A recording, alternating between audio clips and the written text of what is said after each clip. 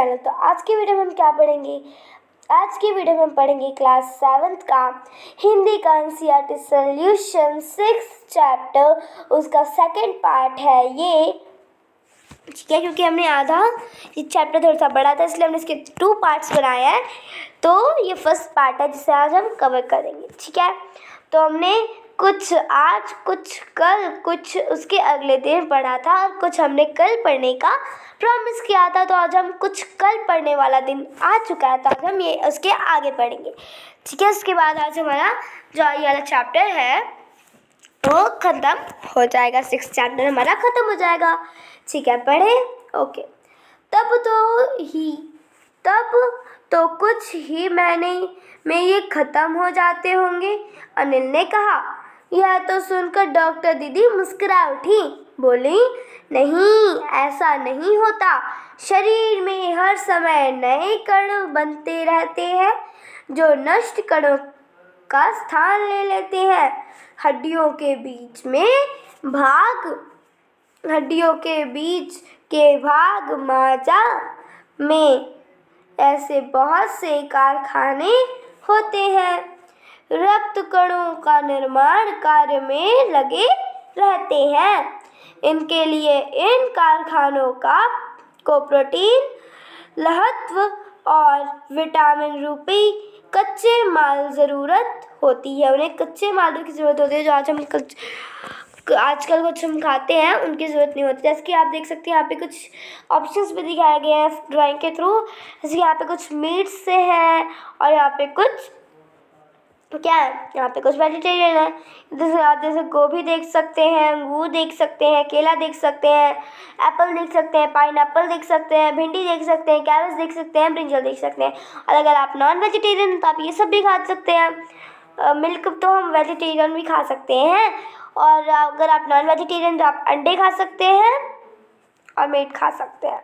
ये दोनों आप में ऐड हो जाएगी। ठीक है, पर वैसे मैं भी वेजिटेरियन हूँ तो मैं ये सारी चीज़ें खा सकती हूँ और वो भी ज़्यादा है ऐसी चीज़ें तो अच्छा लगता है।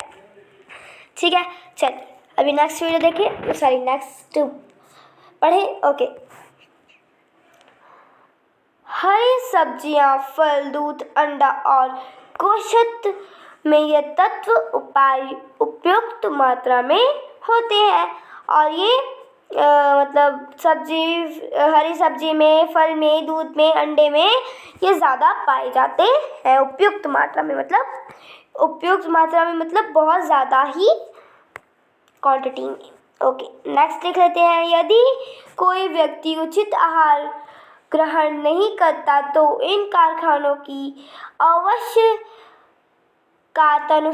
कच्चा माल नहीं मिल पाता।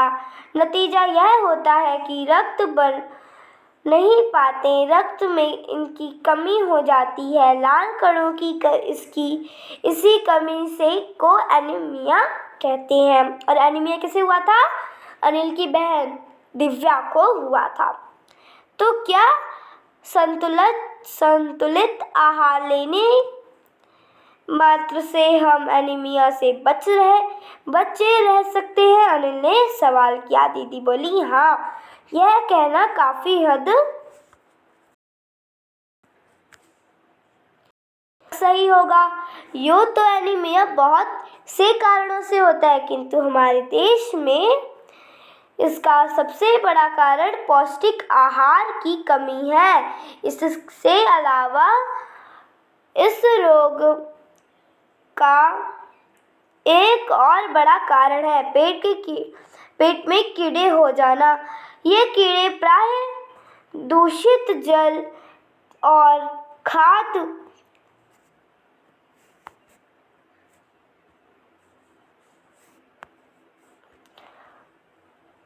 पदार्थों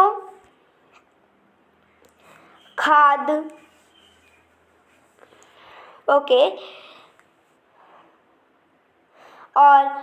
पदार्थों द्वारा हमारे शरीर में प्रवेश करते हैं। अतः इनके बचने के लिए यह आवश्यक है कि हम पूरी सफाई बनाए गए खाद्य पदार्थों को ग्रहण करें।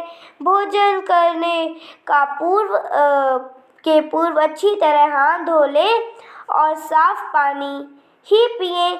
और हाँ अनिल, एक किस्म के कीड़े भी जिनके अंडे जमीन में ऊपरी सतह में पाए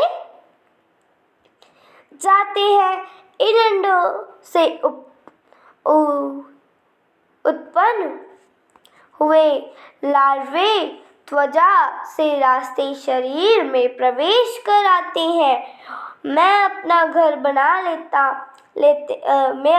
बना लेते हैं। इससे बचने का सहज सही उपाय यह है कि शौच के लिए हम शौचालय का ही प्रयोग करें, इधर उधर नंगे पैर न घूमें। दीदी, यह तो बहुत ही महत्वपूर्ण बात बताई आपने। अनिल ने क्या बोला कि दीदी ये तो आपने बहुत अच्छी बात बताई। वह पल भर सोच में डूबा रहा, फिर बोला, आपने बताया कि रक्त में सफ़ेद कण की बिनबुड़ी प्लेटलेट्स कण भी पाए जाते हैं, फिर शरीर में उनका क्या काम है? अब वो क्या पूछ रहा है कि प्लेटलेट का क्या काम होता है शरीर में। ठीक है, चलिए देख लेते हैं उनका क्या काम होता है। दीदी बोली, सफ़ेद कण वास्तव में हमारे शरीर के वीर सिपाही हैं। जब रोगाणु शरीर पर धावा बोलने की कोशिश करते हैं तो सफ़ेद कण उनसे डटकर मुकाबला करते हैं और जहाँ तक संभव हो पाता रोगाणु की भीतर घर नहीं करने देते। बस संक्षेप में ये तो मान लो कि बहुत से रोग से हमारी रक्षा करते हैं और बिम्बाणु के काम है चोट लगने पर रक्त जमाव क्रिया में मदद करना। रक्त के तरल भाग प्लाज्मा के एक विशेष किस्म की प्रोटीन है जो रक्त वाहिका की कटी फटी दीवार में मकड़ी के जाले के समान जाला बना देता है। बिम्बाणु इस जाले से चिपक जाते हैं और इस तरह दीवार पे आई दरार भर जाती है, जिससे रक्त बाहर निकलना बंद हो जाता है। अनिल बोला, दीदी लेकिन घाव गहरा हो तब वह खून बहता ही जाता है। जब वो बोलती है जब घाव गहरा होता है तो फिर तब तो खून बहता ही जाता है। हाँ, ऐसे समय में उस व्यक्ति को जल्दी से डॉक्टर के पास ले जाना चाहिए। ज़रूरत समझने पर ऐसी स्थिति से निपटने के लिए कुछ टाँके भी लगाने पड़ सकते हैं, किंतु डॉक्टर के पास पहुंचाने तक का समय में चोट का स्थान कसकर एक साफ कपड़ा बांध लेना चाहिए। क्या करना चाहिए हमें? जब तक हम वहाँ पे ले जा रहे हैं तब तक हमें उस चोट के स्थान पर कसकर एक साफ कपड़ा बांध लेना चाहिए। दवा पड़ने से रक्त का बहना साफ कपड़ा बांध लेना चाहिए। फिर क्या करना है कि जब रक्त का बहना कम हो जाता है तो उस व्यक्ति के लिए काफ़ी लाभप्रद सिद्ध होता है। लाभप्रद मतलब जो उनके लिए लाभदायक हो। किंतु अगर बहुत अधिक रक्त बह जाए तो उसे रक्त चढ़ाने की ज़रूरत भी पड़ सकती है, दीदी ने समझाते हुए कहा। अनिल ने कहा, क्या ऐसे समय किसी भी व्यक्ति का खून काम आ सकता है? दीदी बोली, अनिल, हर किसी का रक्त एक सा नहीं होता। कुछ विशेष गुणों के आधार पर रक्त को 4 मुख्य वर्गों में बांट दिया जाता है। जरूरतमंद व्यक्ति के रक्त समूह की जांच करने के बाद उसे उसी रक्त समूह का रक्त चढ़ाया जाता है। लेकिन ज़रूरत के समय यदि उस रक्त समूह का कोई व्यक्ति नहीं मिल पाया, तब अनिल ने पूछा। तब क्या बोला दीदी ने?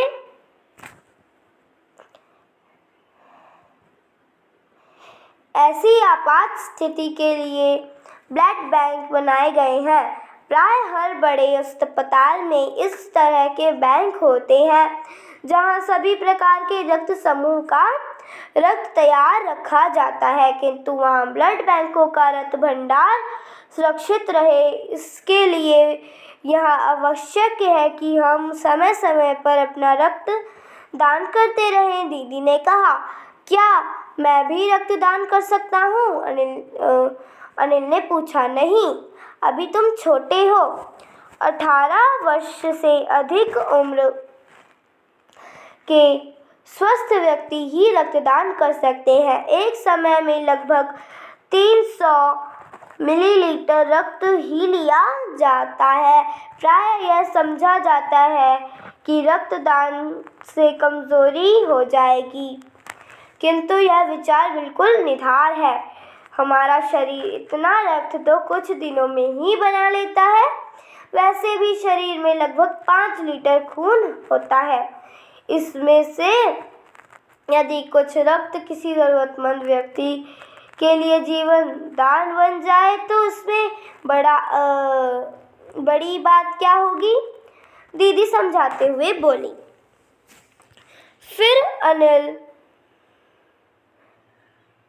फिर तो बड़ा होने पर नियमित रूप से मैं रक्तदान किया करूँगा, अनिल ने कहा। शाबाश अनिल, डॉक्टर दीदी ने अनिल की पीठ ठोकते हुए कहा। और हमारा चैप्टर ख़त्म हो गया। तो हमारा चैप्टर है वो ख़त्म हो चुका है। जिसके कवि है वो है यतीश अग्रवाल सर। तो इनके जो कवि है वो यतीश अग्रवाल सर हैं, बहुत अच्छे सर है वो। तो उन्होंने हमारी रक्त के बारे में इतनी महत्वपूर्ण जानकारी दी है। ठीक है, सो कैसी लगी वीडियो कमेंट सेक्शन में ज़रूर बताइएगा। अगर अच्छी लगी तो लाइक कमेंट एंड शेयर ज़रूर कीजिएगा। Thank you for watching this video. Bye guys.